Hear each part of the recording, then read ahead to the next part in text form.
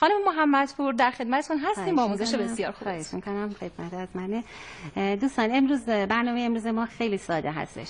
شما میتونید به راحتی با پارچه‌هایی که حتی توی خونه هاتون دارین، خصوصا پارچه‌های قدیمی که ترمه‌های قدیمی، میتونین یه رویه مناسب برای کوسن هاتون آماده کنید. خیلی هم نیاز به دوخت و دوز نداره. عزیزانی که دوخت کوسن ها و زیپ ها براشون مشکله، کار امروز شاید مورد توجهشون واقع بشه. فقط یه نکته‌ای که بر خدمت عزیزان بگم، برای این روکش ما پارچه‌ای رو نیاز داریم که یا دورو باشه یا اینکه به این شکل خودمون باید پشت کار رو پارچه بزنیم. یکی از رنگ‌های پس زمینه کار رو انتخاب میکنن عزیزان و پشت کار رو آستر میزنن. این آسترها از ساتن و یا تافته است. من اینجا از یه تافته خیلی لطیف استفاده کردم. آسترکشی رو یه توضیح کوچیک میدم. میدونم همه واقفن به این کار، ولی جهت یادآوری خدمت عزیزان میگم. ممنون از شما. برای این کوسنمون که 40 در 40 هست، ما دقیقاً 2 برابر پارچه نیاز داریم. پس یه مربع 80 در 80. پس اگر هر چقدر بالشتک ما بزرگتر باشه، 50 سانتی باشه، ما به میزان 2 برابر میشه 1 متر پارچه. امروز 80 سانتی در نظر داریم. از این پارچه 80 سانت برش میزنیم. به اندازه همین 80 سانت هم از پارچه آستر جدا میکنیم. روی پارچه رو روی آستر میذاریم، 4 طرف کار رو میدوزیم. فقط به میزان 10 تا 15 سانت کار باید باز باشه که کار رو برمیگردونیم، اتو میزنیم و این یه تیکه رو با دست پس دوزی میکنیم. لبه ها باید کاملا اتو بخوره که وقتی که کار رو باز میکنیم به این صورت کارها خوب بشه. ما معمولا توی خونه هامون ترمه ها و بخچه های قدیمی ممکنه یادگاری از مادر بزرگامون داشته باشیم. این میتونه این کار امروز ما برای روکش کوسن ها مناسب باشه. یه جوری کاربردی هم اونا میشه دیگه. یعنی میشه از یادگار مادر بزرگ یه جوری استفاده کرد. بله، درش بیارین و به این شکل استفاده کنین که جلوی چشمتون باشه. بالشتک مورد نظر ما 40 سانتیه. این بالشتک ها عزیزان همیشه سوال میکنید که چه مقدار الیاف نیاز دارن. بالشتک های 40 تا 45 سانتی و حتما حدود 400 تا 450 گرم الیاف باید داخلشون بذاریم. وقتی بالشتکتون آماده شد، اون رو به این شکل وسط پارچه قرار بدین. ببخشید من از این طرف کار انتخاب کردم. اینا رو آماده شما گرفتین یا اینکه خودتون درست کردین؟ بله، اینا رو خودمون تهیه می‌کنیم. یه پارچه نخی مناسب ارزون قیمته که خیلی هم نخواد هزینه بشه تهیه می‌کنن. 4 طرفش رو می‌دوزن، یه قسمتش باید باز بشه که الیاف داخلش بره، بعد بسته میشه. اینجوری هم خیلی بهتر، کم هزینه تر. بله البته شما وقتی که به میزان مثلا 1 کیلو یا 800 گرم الیاف بگیرین، یک جو کوسن میتونید توی خونه آماده کنید. به این شکل بالشتک رو وسط پارچه قرار بدید عزیزان و با یه نخ و سوزن دقیقاً وسط این کار رو بست بزنید. توی خونه با حوصله این کار انجام بدین. بستای ظریف. فقط هم همین قسمت وسط کار نیاز هست.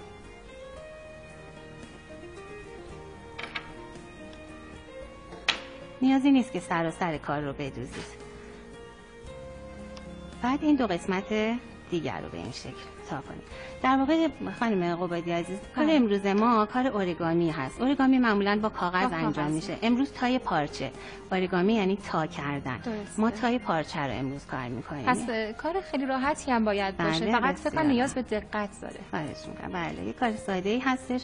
عزیزانی هم که خیلی با دوخت و دوز آشنایی ندارن بتونن از پارچه‌های ترمه‌ای که توی خونه هاتون هست میتونن، چون از من همیشه میپرسن با ترمه هم میتونیم کوسن به این شکل درست کنیم، چون قبلا کار کریت انجام میدادیم. یه مقداری کریت با ترمه سخته.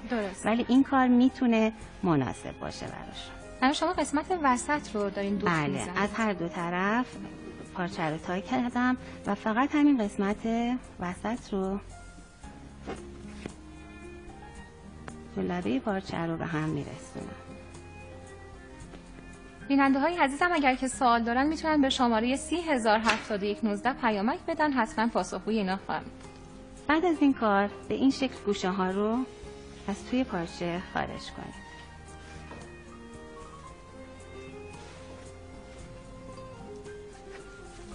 و کاملا کار رو بکشید که صاف بشه. باز یه قسمتی دوخت دیگه باید انجام بدیم. در این قسمته دقیقا این گوشه هایی که بیرون اومده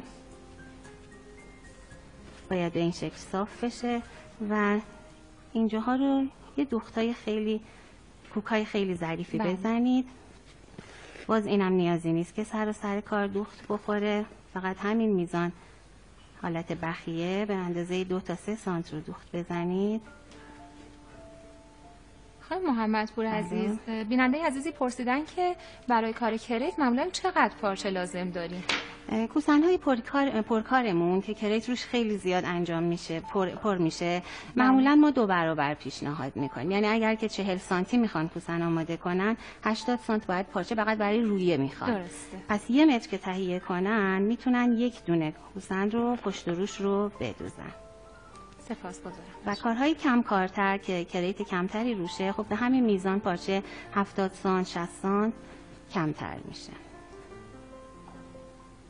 برای این کارمونم عرض کردم خدمتتون حتما 2 برابر میزان بالشتکمون. ما اینجا داریم یه کوسن 40 در 40 رو روی میکنیم، پس 80 سانت پارچه استفاده کردیم. این طرح برای مصرف پشتی هم میتونه مناسب باشه، چون عزیزانی هستن که دوست دارن که پشتی های فانتزی درست کنن. این هم میتونه در اندازه بزرگ با میزان پارچه بیشتر کار خوبی بهشون بده، خصوصا اینکه اینجا دیگه ضخامت پارچه خیلی ملاکیه، یعنی حتما نباید پارچه نازک باشه، پارچه میتونه ضخیم باشه. از پارچه‌های مبلی این پارچه‌ای که من دوخت زدم تقریبا از پارچه‌های مبلی یک مقداری نازک‌تره.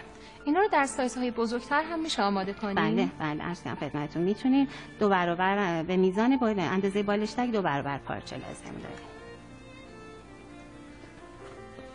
پارچه هم ضخیم باشه، دوام کوسن‌هاشون بهتر میشه. جنس این پارچه چیه خانم محمدپور؟ این یه مقداری از پارچه‌های رومبلی نازک‌تره، یه مناسبه برای رومیزی خیلی. این کناره ها رو من تماما بست زدم. حالا عزیزان اینا رو به این شکل این تا رو باز میکنیم.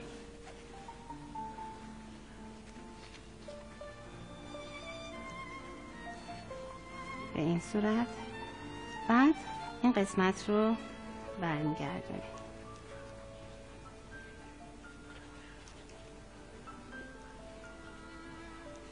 حالا برای اینکه اینجاها محکم‌تر و شکیل‌تر بایسته، این قسمت باید به این صورت تا بشه. دیگه این بنا به سلیقه خودتونه. و وقتی که اینجا رو تا کردید، یه بست خیلی ظریف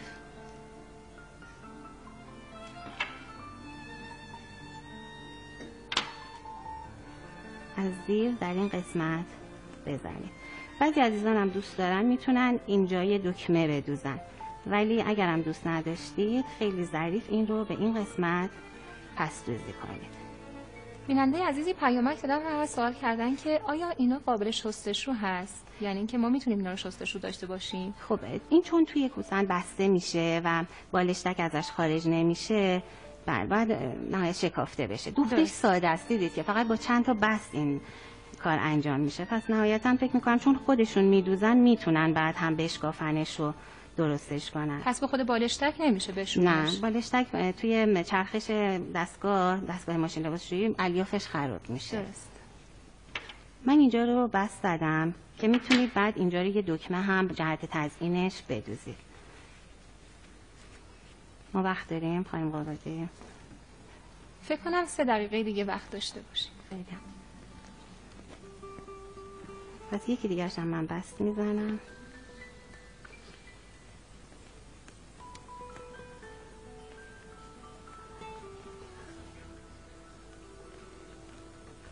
بیننده‌های عزیز خیلی تشکر کردن از آموزش شما و خواستن که من از شما قول بگیرم که سری بعد بقیه کوسن‌ها رو هم آموزش بدیم. انشاءالله حتما در خدمتتون هستم.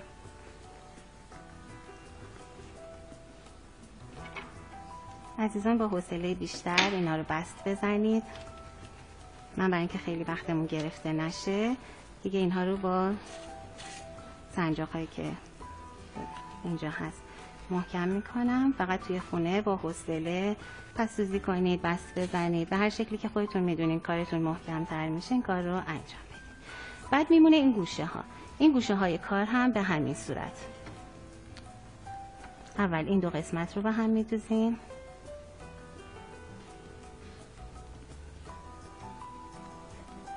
این 2 لبه دوخته میشه.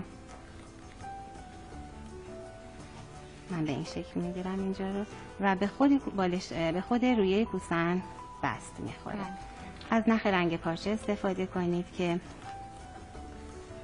پس‌سوزیاتون ظریف باشه. حالا اینجا چون ما وقتی کمی داریم و من تسلط به کارم ندارم، یه مقداری درشتر میزنم بستا رو. باز این قسمت اول این دوتا گوشه به هم دوخته میشه و بعد به بدنه کوسن اون رو دوخت میزنیم.